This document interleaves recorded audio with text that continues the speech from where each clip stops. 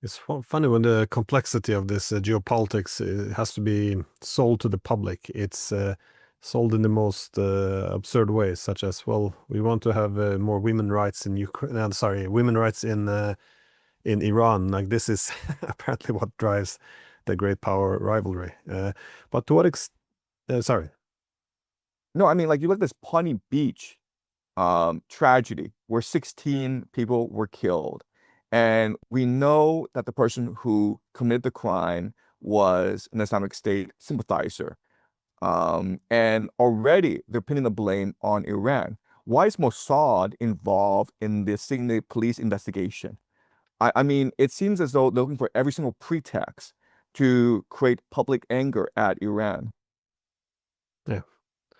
Well, a key problem as well, if you look at all of the previous two world wars, if you're going to look towards well, hopefully not the third one coming, uh, it's also been the assumption that the wars could be limited. Again, by definition, they had this chain reaction that, one thing led to another. I mean, I remember when at university when I was teaching causality. I would use World War One as an example. This leads to this. Nobody wanted to go down this path, but much of it seems to be based on the premise that they're able to limit the wars. In other words, it's this illusion of escalation control. We see some indications of this in Europe today. That is, the Europeans say, "Oh, we can send some troops to Ukraine."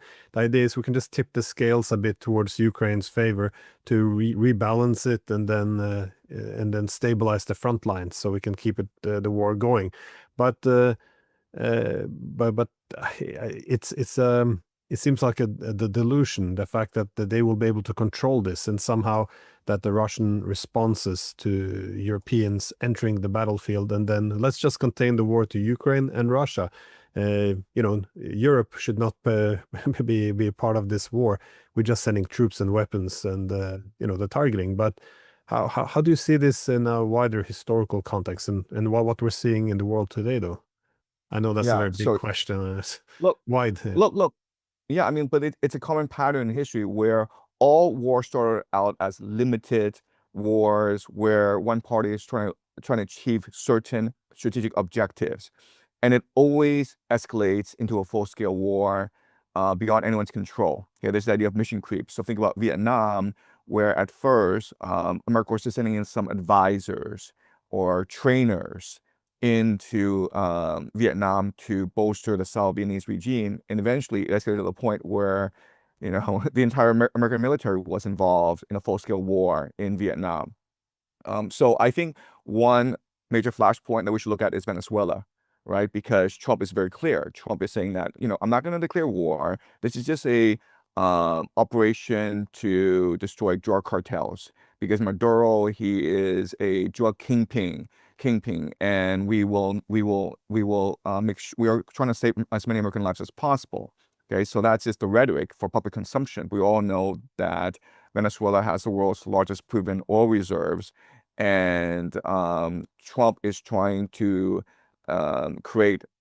make Venezuela into an economic vassal. Okay, so you would think that this war would be only limited to Venezuela and America, but this war has the potential to escalate very quickly because Cuba and Nicaragua would be on the next hit list after Venezuela. Also, if you're Brazil, you would think that the real target is you, because what happened was that before the trade war between China and America, America was providing China's soybeans. China imports a third of its food, and it used to get most of its soybeans from American farmers. And because of the trade war, China started to import soybeans from Brazil. And ever since then, the economic relationship between Brazil and China has only improved dramatically. And so China right now is Brazil's biggest trade partner, and this is true for every nation in South America. So if you're a South American nation, first of all, you're outraged at the fact that Trump is trying to conduct regime change in Venezuela. You don't like the Yankees. You've had this long history where the CIA plots coups in your nation, killing millions of people. You also want to maintain good trade relations with China because China actually puts real investment in your country. They build roads, they build good infrastructure, they contribute to the livelihood of your ordinary citizens, and America wants to take that away. So this war could escalate to a point where, okay, maybe American ground troops in Venezuela, but Brazil and other nations covertly send troops to reinforce the Venezuela regime, because they know that if Venezuela falls, they all fall together. So it's a lake of gasoline right now. Well, yeah, I think obviously the U.S. attempting to restore its dominance in Latin America, it fits within this shift of power as well, because if it's a multipolar world, the main priority then should be that there's a rival great powers. You want to control your own backyard, and of course, a lot of these countries have very bad history with the U.S. Well, dominating them, but so you can see how this could spiral out of control, and indeed why countries like China, Russia would want to at least defend their interest and relationships there. But you see because you mentioned the possible war now against Iran as well, to knock out this central piece in this new Eurasian constellation. But what is did you see this a similar path there in terms of that war spreading, getting out of control? Because whenever one wants to sell these wars, it's always so nice and limited. You know, we just want to get rid of a narco cartel. Everybody wins. It's a positive sum game. In the Middle East, it's, we just want to deliver some freedoms and prevent them from getting nuclear weapons. Who would oppose us? This is, by nature, if you want to sell a war, it has to be benign. So you don't see, you delude yourself as to some extent in terms of where this is going to spiral out of control. But do you see other great powers or regional powers being pulled into an Iran war? Well, I mean, the reality is that China gets most of its oil from the Middle East. So if there's a war, the Strait of Hormuz would be closed down.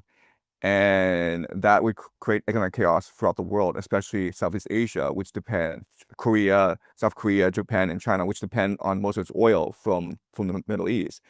And Ukraine is not that far away. So, I mean, it's possible we have a domino effect where, I mean, I'm just hypothesizing, okay? I'm just showing you how all these things are interrelated. So America is bogged down in Venezuela, and Israel attacks Iran.